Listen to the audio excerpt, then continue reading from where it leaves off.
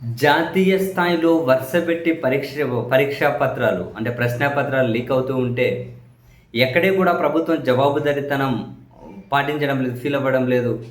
So, ఈ క్రమంలో విద్యా వ్యవస్థల సంస్కరణలు, ఈ లీకేజీలు అరికట్టడం అండ్ కాన్సర్న్ మినిస్టర్ అయిన ధర్మేంద్ర ప్రధాన్‌ని బర్తరఫ్ చేయాలి లేదా ఆయన రాజీనామా చేయాలి. ఇటువంటి డిమాండ్‌తో దాదాపు 20 రోజులుగా సోనం వాంగ్‌చుక్ ఢిల్లీలో ఆమరణ నిరాహార దీక్ష చేశారు.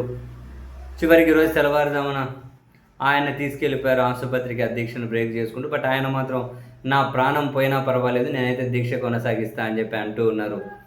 ఆయన అక్కడి నుంచి తీసుకుని వెళ్ళిపోయిన తర్వాత కాక్రోచ్ జనతా పార్టీ సీజేపీ దాని అధ్యక్షుడు అభిజిత్ దీప్కే తాను అమర నిరాహార దీక్ష కూర్చున్నారు.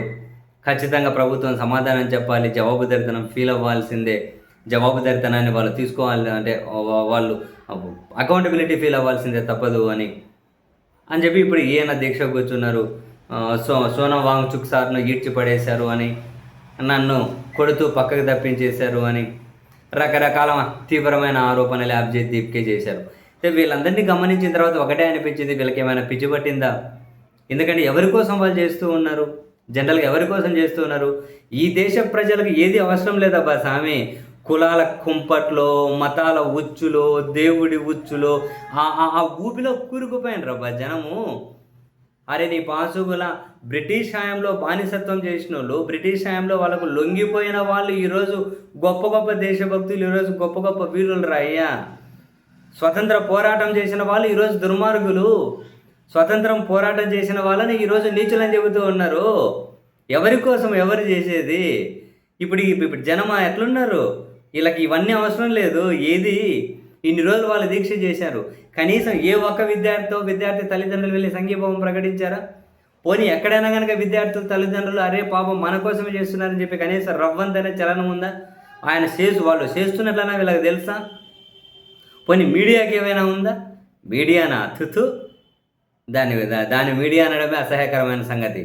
మన తెలుగులో మించి జాతీయ స్థాయిలో ఇంకా అసహ్యకరంగా తయారైపోయింది. మరి ఎవరి కోసం చేస్తున్నారు వాళ్ళు? పైగా వీళ్ళ మీద దేశద్రోహులని ఇంకో రకరకాల లేబుల్స్ వేయడానికి కూలేదవలు, వాట్సాప్ యూనివర్సిటీలో ఉన్నటువంటి కూలేదవలు సిద్ధంగా ఉంటారు. మన దగ్గర గల్లీ నుంచి ఢిల్లీ వరకు ఈ కూలేదవలు పావలకు వనికిరారు, రకరకాల రూపాలు వేసుకొని తిరుగుతూ ఉంటారు సోషల్ మీడియాలో, రకరకాల ట్యాగులు వేసుకొని. చిల్లరగాళ్ళు పావలకు వనికిరారు.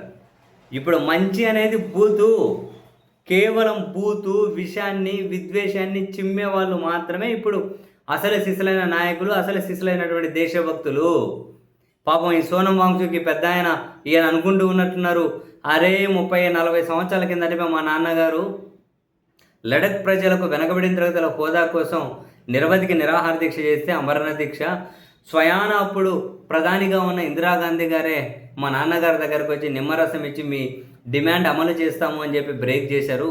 ఆ మేడం చెప్పిన మేరకి ఆ తర్వాత ఆమె చనిపోయినా కూడా ఆ తర్వాత ప్రధాని రాజీవ్ గాంధీ గారు అమలు చేశారు అని చెప్పి ఇప్పుడు కూడా మనం దీక్షలు చేస్తే, ఇప్పుడు కదా అమర నిరాహార దీక్ష చేస్తే ప్రభుత్వం దిగిరాక పోతాయా అని. అయ్యా సారు ఓ పెద్ద మనిషి, ఇప్పుడున్నది ఏమైనా కనుక ప్రజాస్వామ్య ప్రభుత్వాలు అనుకుంటున్నారా? మొత్తం నియంత్రణతో మైండ్ సెట్ ఉన్నోళ్ళు. దేశంలో ఏ సమస్య మీద ఎప్పుడు నోరు తెరిచి స్పందించని పాలకుడు ఏలుతున్న దేశంలో మీలాంటి వాళ్ళ అమర నిరాహార దీక్ష గురించి వాళ్ళు పట్టించుకుంటారని చెప్పి మీరు ఎట్లా అనుకుంటారు స్వామి? నువ్వు అయోధ్య రామాలయంలో 800 కోట్లన్నా కొట్టే ఏమన్నా చెయ్యి, లేదు దేశంలో ఏ రేట్లన్నా ఎట్లన్నా పెరిగిపో, లేదు మన దేశ సార్వభౌమత్వాన్ని ఛాలెంజ్ చేసుకుంటూ పక్కన అమెరికానో ఇంకొకడో నోటికి ఏదొచ్చినా అది మాట్లాడని, ఏమీ అక్కర్లే. అసలు నోరు తెరిచి ఒక అంశం మీద కూడా స్పందించే పని కూడా చేయరు. కేవలం ఎన్నికల ప్రచార సభల్లో, ఎన్నికల ర్యాలీల్లో, ఎన్నికల సభలు సమావేశాల్లో మాట్లాడడం తప్పితే అటువంటి వాళ్ళు పరిపాలిస్తున్న చోట ప్రజాస్వామ్యానికి ఎక్కడ సామి చోటు ఉంది? ఎక్కడ సామి మీరు ఏ కాలంలో ఉన్నారు? ఇప్పుడు జనానికి అవన్నీ ఏం అవసరం లేదు. ఇప్పుడు ఏదో పక్కనోని కానీ మంచి అనకు అది పెద్ద బూత్ అయిపోయింది. ఎవరు ఎట్లన్నా తగాలని చూస్తూ ఉండడమే గొప్పతనం. ఇప్పుడు సీరియస్లీ అట్లనే ఉన్నారు. ఎవరికేం పట్టింది? ఎవడేం పట్టించుకుంటున్నారు? ఎవరేం పట్టించుకుంటారు? వీళ్ళు పిచ్చోళ్ళు. పోయి మీ ప్రాణాలు కాపాడుకోండి అబ్బా చాలు, కానీ ఎందుకు ఆరోగ్యాన్ని పాడు చేసుకుంటారు?